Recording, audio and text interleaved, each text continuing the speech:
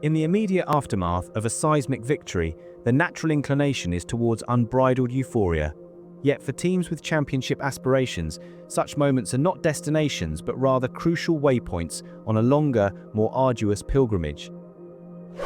Arsenal's commanding 3-1 dismantling of Bayern Munich in the Champions League was precisely such a moment, a showcase win to be soaked in, but one whose jubilance must be swiftly metabolized into fuel for the forthcoming contests. This is the modus operandi of a team transcending the chrysalis of challenger to emerge as a genuine contender. The November gauntlet, a notoriously treacherous period in any campaign, has been navigated with aplomb. This is a moment for celebration, certainly, but it is also a moment that must now be normalized. Beating the biggest clubs is not an anomaly for the best, it is their baseline.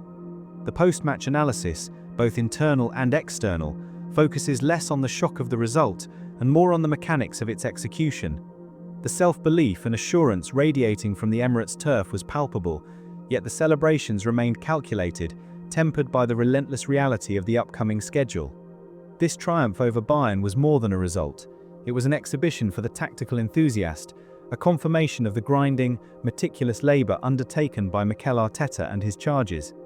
But its true significance will be measured not in the immediate plaudits, but in its transference to the next, formidable test, a trip to Stamford Bridge. Analysing Arsenal's tactical framework is becoming a task of Byzantine complexity, for the Gunners have evolved into a polymorphic threat, capable of altering their shape, intensity, and approach with bewildering fluidity.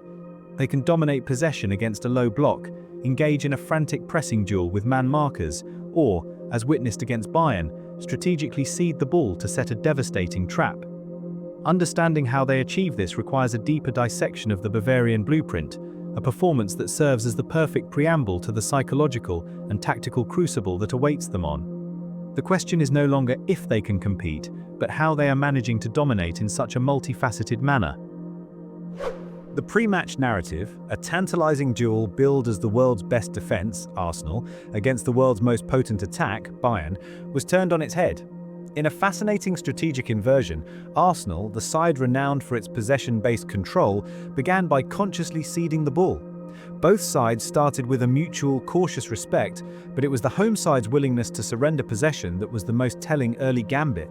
This was a clear lesson learned from painful past experiences, a prophylactic measure to avoid being sliced open on the break, as a blistering Leroy Sané had done 2 years prior.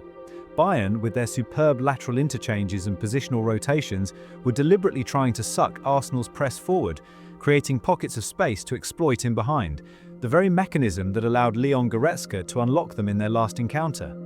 But this was a different, more mature Arsenal. Their high press was still present, but it was intelligently applied. It's more of a triggered moments approach than a general philosophical one. They operated with a man-oriented pressure scheme that often morphed into a disciplined zonal block within their own half. We witnessed William Saliba, a central defender, man-marking courageously and jumping right up to the edge of Bayern's penalty area to engage the press, a symbol of the team's front foot, yet calculated aggression. It was a fascinating game of cat and mouse, with Arsenal picking their moments to strike, and when those moments came, they attacked with an unholy fury. The tactical fluidity on display hinted at a modern interpretation of total football. Players from both sides drifted into wholly unfamiliar positions, their roles defined by the demands of the specific phase of play rather than the number on their back. Bayern's Michael Olise was seen tracking back into a defensive midfield position, while Arsenal's Mikel Merino at times dropped into the backline. On several occasions, Harry Kane was spotted in a right-back slot, desperately defending his own box. This was positional interchange of the highest order, yet the fundamental structure of both teams remained remarkably intact. They moved not as 11 individuals, but as single solitary creatures, vast organisms shifting and contorting across the pitch. This chameleon-like quality was central to Arsenal's victory. Bukayo Saka, often the team's primary creative outlet, was aggressively man-marked, with 2, 3, and at times even 4 Bayern players converging on him. The Bavarians succeeded in largely nullifying his individual threat, but in doing so they conceded space and advantage elsewhere. This is the essence of Arsenal's polymorphic attack: starve one head of the Hydra and 2 more emerge, David Raya's distribution mirrored this adaptability. He went direct for the majority of the game to bypass Bayern's press and target their high line, yet cleverly kept it short in moments when the pressure relented, allowing his side to regain composure and control the tempo. The pre-game billing was shattered not by a defensive masterclass but by an offensive onslaught from the supposed defensive specialists. While ceding possession, Arsenal were devastatingly effective when they won it back. The final statistics tell a story of complete dominance, an astonishing 7 big chances created to Bayern's paltry 1, and a whopping expected goals of 3.1 to the visitors' meagre 0.6. The best attack in the world had gone into hiding, suffocated and then systematically dismantled. Amidst the complex positional play, Arsenal wielded a simpler, more brutal weapon, the set piece. Saka's exquisite corner delivery found Jurriën Timber, whose header broke the deadlock and sent a tremor of fear through the Bayern ranks. It was Arsenal's 10th goal from a corner this season, a testament to the meticulous work of set-piece coach Nicolas Jova. For the remainder of the match, every Arsenal set-piece became a moment of sheer terror for the Bavarians, who looked rattled to their core by the Gunners' aerial prowess and choreographed movements. The next big moment for Arsenal came when Saliba won a ball and lobbed into Eze's path, who nutmegged the Bayern centre-back and played a 1-2 with Merino to create an open shot, which he unfortunately missed. That should have made it 2-0. Despite Arsenal's control over the game's decisive moments, Bayern's quality is such that they can wound you with a single blow. Their solitary goal was a product of the well-established telepathy between Joshua Kimmich and Serge Gnabry. A long diagonal ball and a perfect cross found 17-year-old Lennart Karl, who finished coolly. The goal exposed a sliver of rustiness in young Lewis Skelly, whose lack of match sharpness was briefly exploited on Arsenal's left flank. Bayern astutely identified and exploited this, generating a couple of dangerous chances from that side, culminating in their equaliser. Arteta's response was swift, bringing on Ricardo Calafiori in the second half to shore up the channel and restore defensive equilibrium. The first half concluded as a thrilling end-to-end affair, finely poised. The second half, however, was a monologue. From the 50th to the 80th minute, Arsenal achieved a state of total dominance, physically, mentally and tactically. At the heart of it all was Declan Rice, who delivered a complete, monstrous performance across all 3 phases of the game. He was a destroyer, a creator and a driving force all in one. Arteta's substitutions proved to be masterstrokes. Ricardo Calafiori was introduced to shore up the left side, and from that platform of security, Noni and Martinelli were unleashed. Noni, latching onto a Calafiori cross after a superb build-up from Rice and Eberechi Eze, scored his first goal for the club.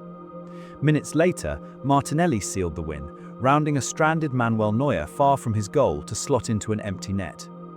The comprehensive nature of the defeat led to some visible bitterness from the Bayern management, a reaction that betrayed this was more than just a minor setback.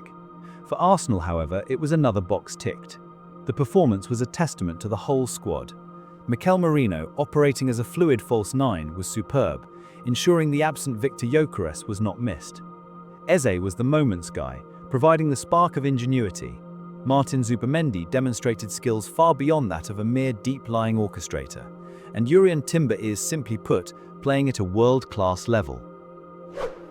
In his post-match reflections, Mikel Arteta's words captured the essence of the evening and the project at large. "I'm so proud of the team, of the players, of the atmosphere that again we have created," he stated. "The way we have connected throughout the game, it's unbelievable, because I think we played the best team in Europe. It felt like we carried all the energy that we had, and the energy stayed in the stadium for 2 days. Yet in the same breath, the relentless mindset that defines his tenure shone through. This was a great game, but tomorrow morning I will wake up and let's go to Chelsea. The team and the management is already up for the next challenge. This is the new Arsenal. The challenge now is to carry the energy from this monumental European night into a domestic clash against a buoyant Chelsea side fresh from their own victory over Barcelona. The mantra remains unchanged. Hone your strengths, exploit your opponent's weaknesses, and dominate physically, mentally, and tactically. While doing so, they must remain calm, enjoy the challenge, and maintain the state of collective flow that has made this winning run possible. This victory was not a final destination, but a powerful declaration that the process has forged a team ready to claim the major trophies that await at the journey's end." So, that was our brief from the Arsenal's dominant win against Bayern. Thank you for joining in. This is the Arsenal Blueprint, and please do share your thoughts in the comments below. Who was your pick of the players and what to expect in the future? And if you enjoyed this analysis, please show your support by hitting that like button. Don't forget to hype, share, and subscribe. Thanks again for watching. We'll be back soon, and until next time, come on the Arsenal.